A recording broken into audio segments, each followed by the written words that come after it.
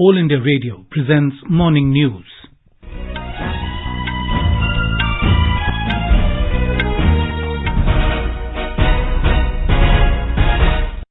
Good morning, I'm Sunil Verma and with me is Sarabjit Kaur. The headlines. Centre to bring new national tourism policy before budget session of Parliament. To also launch Ambedkar tourist circuit soon. External Affairs Minister S. Shankar arrives in New York to attend United Nations General Assembly session. President Draupadi Murmu to attend Queen Elizabeth II's funeral in London today. JDU unit of Dadra and Nagar Haveli and Daman and Diu joins BJP. Monsoon session of Uttar Pradesh legislature begins today in Lucknow. India emerges as Sri Lanka's largest bilateral lender, overtaking China. Ace Indian wrestler Bajrang Punia bags bronze medal at World Wrestling Championships in Belgrade, Serbia.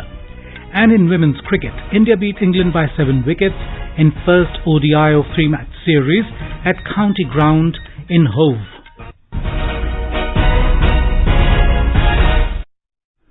The centre will bring a new national tourism policy before the budget session of Parliament. This was stated by Union Tourism and Culture Minister G.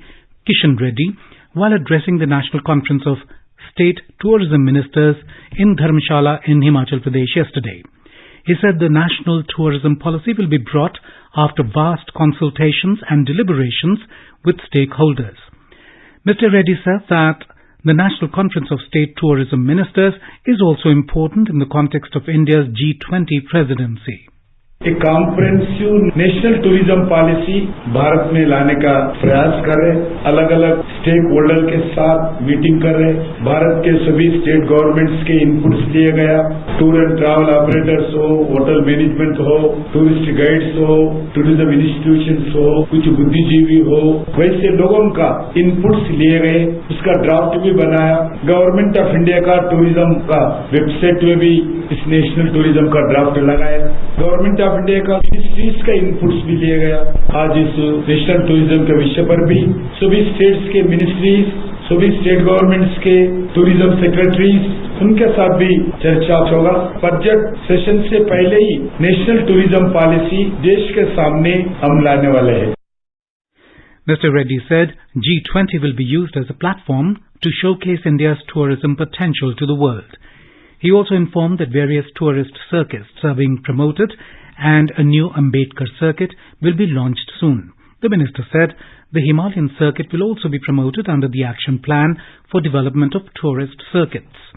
Emphasizing the importance of air connectivity, Mr. Kishan Reddy said that the number of airports in the country has increased from 74 in 2014 to 140 at present. We are spending 62,000 crores on rail connectivity, 80,000 crores on road connectivity. Heliports हो, airports हो, उसका भी काम चल रहा है। और उसके साथ साथ मैं आपको बताना चाहता हूँ, देश में नरेंद्र मोदी जी का सरकार आने से पहले 74 एयरपोर्ट्स था, अभी 140 एयरपोर्ट्स हुआ। 2025 तक हमारा टारगेट है 220 एयरपोर्ट्स का। The 3-day National Conference of State Tourism Ministers began in Dharamshala in Himachal Pradesh yesterday.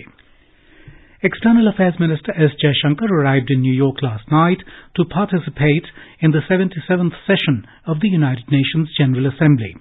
During his visit to New York on the first leg of his U.S. tour, Dr. Shankar will lead the Indian delegation for the high-level week at the United Nations General Assembly.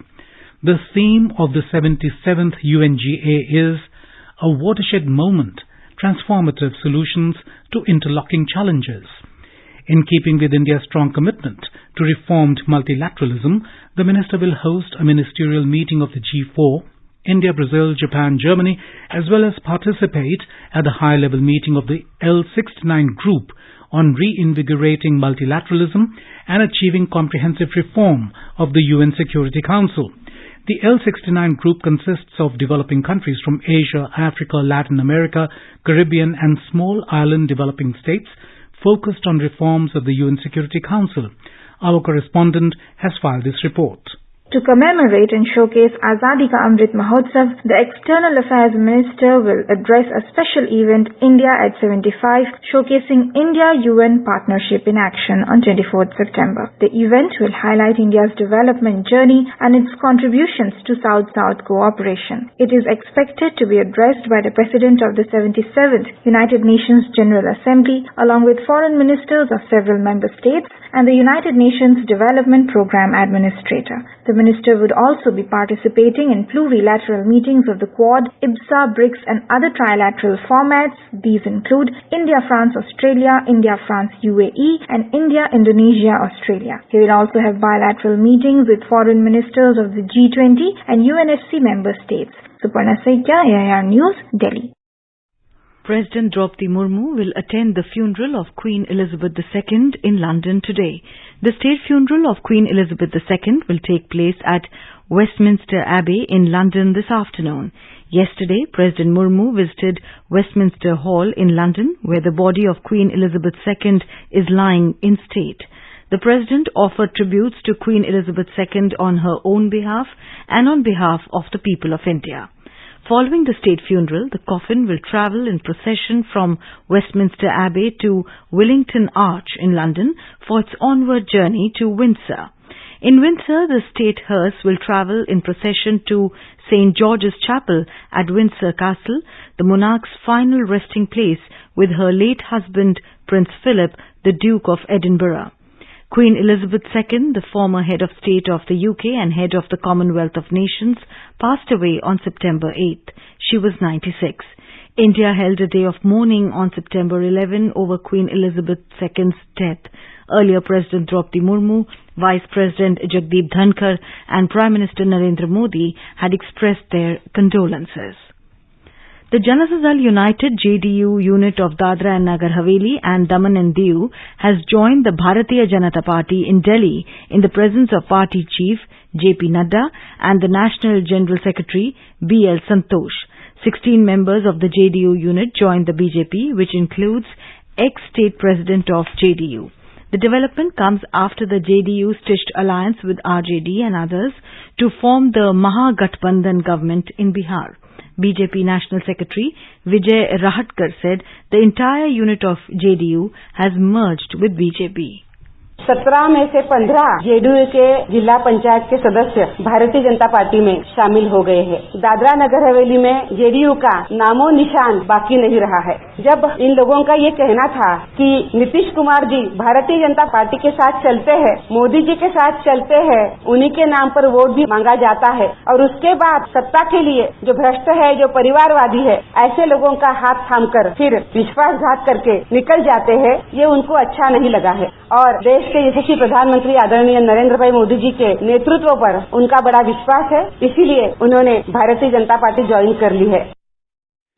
Union Minister Smriti Irani took a swipe at Bihar Chief Minister Nitish Kumar's national ambitions and asserted that Prime Minister Narendra Modi will return to power after the 2024 Lok Sabha polls. Addressing a party symposium based on Modi at 20 in Patna, Mrs. Irani said the entire political life of PM Modi has been underlined by mantra, method and mission, which should be adopted by all. Mission मात्र ये नहीं कि Bharatiya Janata party राष्ट्र की सबसे यशस्वी राजनीतिक party बने, बल्कि मिशन ये कि भारत विश्व भर में न सिर्फ शक्ति की दृष्टि से, सामर्थ्य की दृष्टि से, संवेदनशीलता की दृष्टि से, क्षमता की दृष्टि से, साथ ही विवेक की दृष्टि से विश्व भर में उत्तम स्थान प्रदान करे अपने आप को और अपने हर नागरिक को। Mrs. Irani said Mr. Modi's political rivals desperately want power in 2024. She said there are many aspirants for the post of the Prime Minister, but only one who is happy to remain Pradhan Sevak is Mr. Modi. 2024 में कैसे वो सत्ता हथियाएं, वो मात्र उनका लक्ष्य है। आज ऐसे महानुभावों से कहना चाहती हूँ जो खुद सहारे की तलाश में है कि प्रधानमंत्री बनने की रेस में शायद कई हो, लेकिन प्रधान सेवक बनने की लालसा मात्र एक व्यक्ति में है और वो प्रधान सेवक एक बार फिर 2024 में परचम हिंदुस्तान का लहराएगा। In Morning Matters, now let's listen to a discussion on national logistics policy. The participants are Sharat Kohli, economic analyst, and Sonu Sood, AIR correspondent.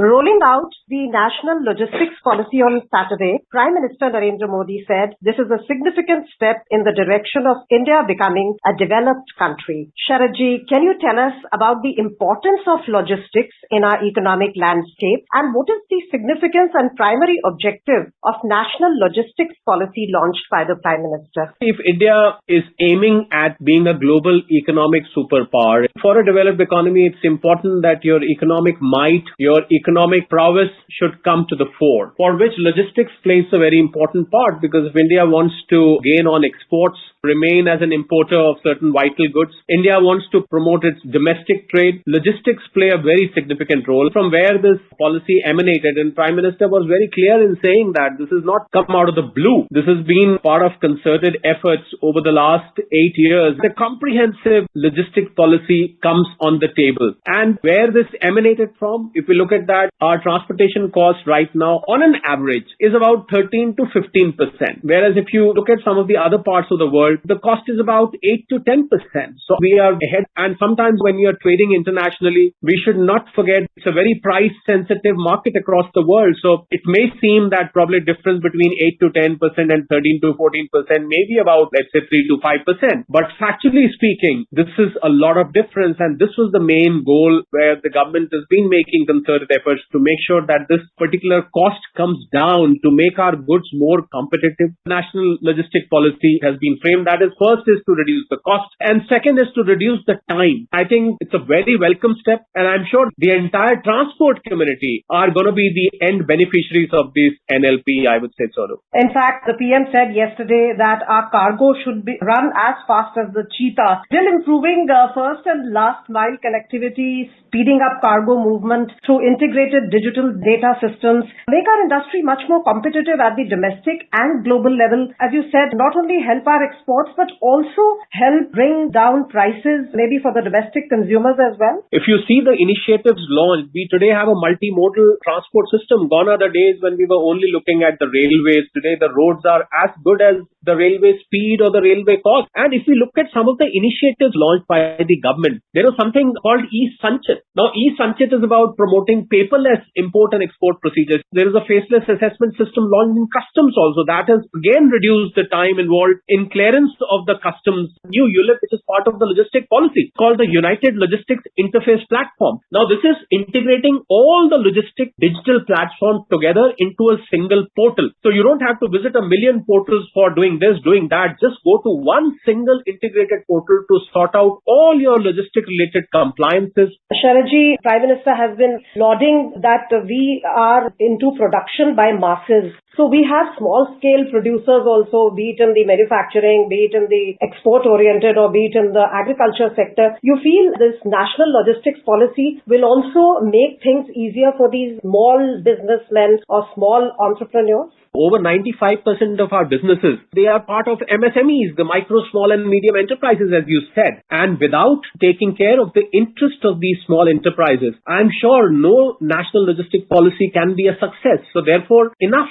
has been provided to make sure that the smaller enterprises, the smaller businesses, the small farmers, the small producers, their interests are taken care of. And I can mention an example. If today I have to export, let's say, 5 kilos of something, I know a truck cannot do it. No truck is going to accept a 5 kilo consignment. So I have seen by use of technology, a lot of these technology startups which are into logistics, they now take a booking. So what they do is they club the consignments together. Whereas traditionally how this clubbing used to happen is that you used to go to a transporter, let your goods lie there, and the transporter used to say, sir, you'll have to wait till I get another booking. Now because of integration of technology into logistics through these startups and other means, I think today you can go online, make a booking. The transporter need not wait because he constantly gets requests for these small size consignments. So I think the smaller size consignments will be the most benefited from this national logistics policy, because through technology, through an integrated effort, through a concerted effort, through a coordinated effort, I think they will be able to promote their cause. They will be able to go places, as they say in English, that you can take your small produce to a remote corner of the world thanks to the national logistics policies. Sharatji, thank you so much for shedding light on the national logistics policy. Thank you. Thank you very much. The monsoon session of both the houses of the Uttar Pradesh legislature will start today. The first-time Legislative Assembly will have a day reserved for women members during the monsoon session on 22nd September.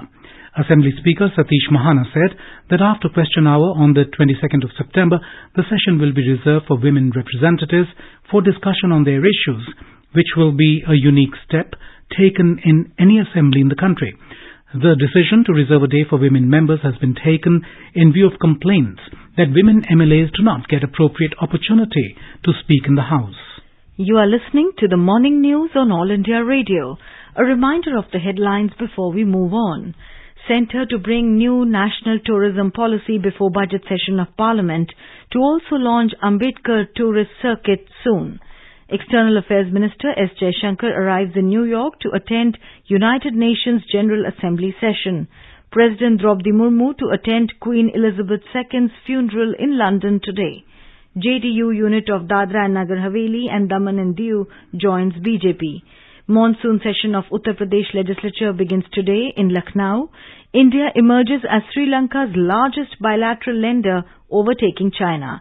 Ace Indian wrestler Bajrang Punia bags bronze medal at World Wrestling Championships in Belgrade, Serbia. And in women's cricket, India beat England by 7 wickets in first ODI of 3-match series at County Ground in Hove. For quick news updates round the clock, follow us on our Twitter handle at AIR News Alerts. New India समाचार, नए भारत का संकल्प, सबका साथ, सबका विकास, सबका विश्वास और सबका प्रयास। समाज में गरीब और कमजोर तबकों के लिए सरकार की चल रही कल्याणकारी योजनाओं और कार्यक्रमों से जुड़ी जानकारी पाएं। सरकार के इन कदमों के बारे में जानें और लाभ उठाएं। आकाशवाणी पर अब सुनिए जन कल्याण के सरोकार दोपहर 3 बजे से हर शनिवार। सुनिए न्यू इंडिया समाचार आकाशवाणी के साथ। India has emerged as the largest bilateral lender for Sri Lanka, overtaking China. India has provided a total of $968 million in loans to the island nation in 4 months of 2022. In the past 5 years, from 2017 to 2021, China has been the largest bilateral lender to Sri Lanka. Asian Development Bank, ADB, has been the largest multilateral lender in the past 5 years and disbursed funds amounting to $610 million in 2021. India's permanent representative to the UN, Ruchira Kamboj, had said that India had provided nearly $4 billion in food and financial assistance to Sri Lanka. Over the past 75 years since independence, India's largest public service broadcaster, All India Radio, has been the proverbial storyteller for crores of people across the country. All India Radio is celebrating 75 years of freedom with a series, Azad Bharat Ki Baat, Akashvani Ke Saath. It showcases the journey of India since independence in various walks of life through the storytelling of All India Radio. In today's episode, we bring you the story of the development journey of Northeast region of India.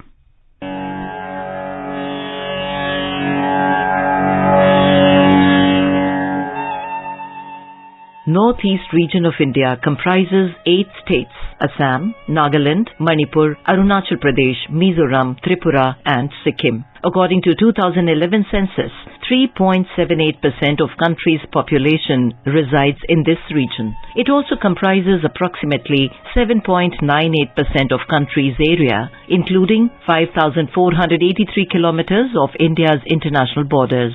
Several initiatives have been undertaken by the central government, led by Prime Minister Narendra Modi, to develop the northeastern region holistically for improving basic infrastructure and providing road, rail and air connectivity in the region. हमने पूर्वोत्तर के लिए act east का संकल्प लिया। ईश्वर ने इस क्षेत्र को इतने प्राकृतिक संसाधन दिए हैं, इतना सामर्थ्य दिया है, यहाँ विकास की, टूरिज्म की इतनी संभावनाएं हैं। नॉर्थ ईस्ट की इन संभावनाओं पर अब काम हो रहा है। पूर्वोत्तर अब भारत के विकास का गेटवे बन रहा है। अब पूर्वोत्तर में एयरपोर्ट भी बन रहे हैं, और रेल भी पहुंच रही। जिरीबाम टुपुल इम्फाल रेल लाइन के जरिए मणिपुर भी अब देश के रेल नेटवर्क से जुड़ने जा रहा है। इम्फाल मौर्य हाईवे यानी एशियन हाईवे, ये हाईवे 1 का काम भी तेजी से चल रहा है। ये हाईवे साउथ ईस्ट एशिया से भारत की कनेक्टिविटी को मजबूत करेगा। Ministry of Donair ensures all-round development of Northeastern region. Northeast Special Infrastructure Development Scheme was launched by central government in December 2017 to fill the gaps in creation of infrastructures in two sectors. One is physical infrastructure relating to water supply, power, connectivity, and especially projects promoting tourism. The other is social sector projects of education and health. India's Look East and Act East policy aim to connect Northeast to East Asia and ASEAN countries. Various rail, road and air connectivity projects are being implemented. In 2021, the number of operational airports rose to 15 from 6 in the Northeast. East-West Corridor is a national project which runs from Porbandar in Gujarat to Silchar in Assam. International projects include the Trilateral Highway connecting Manipur to Thailand via Myanmar, the Bangladesh-China-India-Myanmar Economic Corridor, and the Kaladan Multimodal Transit Transport Project that comprises a sea route for shipping cargo from ports in eastern India to Myanmar, as well as a land route to the country from the northeast. Turial Hydropower Project is the first major central sector project to be successfully commissioned in Mizoram to boost the socio-economic development of the state. Imphal, Moreh and Jiribam Imphal railway lines will connect Northeast region with the Southeast Asia and Europe on rail network. These projects are crucial for India's economic and strategic relationship with these countries.